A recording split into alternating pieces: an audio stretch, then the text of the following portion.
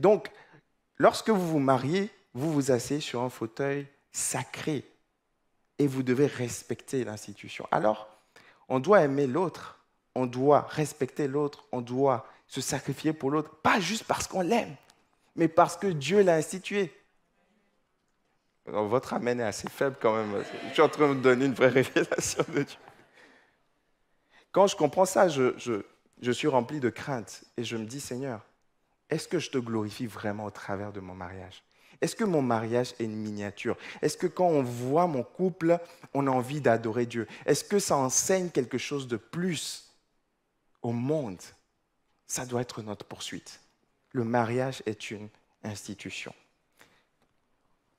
Voilà pourquoi la question de consulter Dieu pour son mariage est extrêmement important.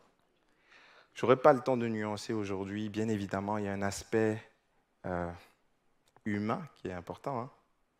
Dieu a emmené Ève vers Adam, mais c'est Adam qui a parlé. Tous les hommes disent Amen. Non, les femmes disent Amen, parce que les hommes disent pas. C'est Adam qui a parlé. Il ne faut pas se cacher derrière Dieu des fois. Ah, Dieu m'a dit que non. Il faut assumer, mon ami. Assume ton choix. Il faut parler. Des fois, il faut faire il faut faire la démarche. Mais il y a un aspect donc corps, il y a un aspect âme, il y a un aspect émotionnel. Il faut qu'il y ait des centres d'intérêt. Toutes ces choses sont importantes. On ne peut pas juste se marier parce que quelqu'un d'autre de l'Église ou un parent chrétien nous l'a dit, ou le pasteur l'a dit, surtout pas, faites pas ça. Il y a un aspect personnel, une conviction personnelle. Mais il y a aussi un aspect spirituel. Il faut que Dieu approuve ce mariage. Il faut qu'il ait la main de Dieu dessus. Et la Bible dit dans le Nouveau Testament qu'il ne peut pas y avoir d'attelage disparate. Vous ne pouvez pas construire une maison avec du fer et du plastique. Ça ne marche pas. Il faut que Dieu soit le socle, il faut que les matériaux soient similaires. Quelqu'un dit Amen.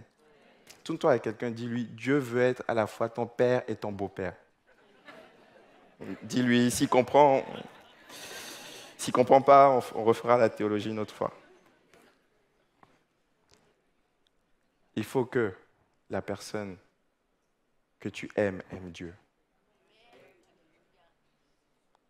Si on aime vraiment Dieu, ce qui doit émaner de notre cœur, c'est de prier avec la personne qu'on aime. C'est de servir avec la personne qu'on aime.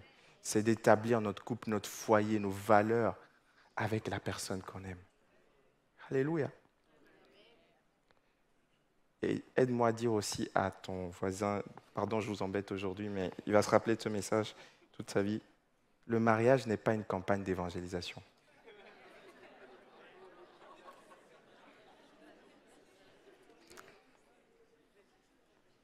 Si le Père, le Fils, le Saint-Esprit, les anges dans le ciel, tous les chrétiens du monde n'ont pas encore réussi à convaincre cette personne, ne pense pas que c'est toi qui vas le faire.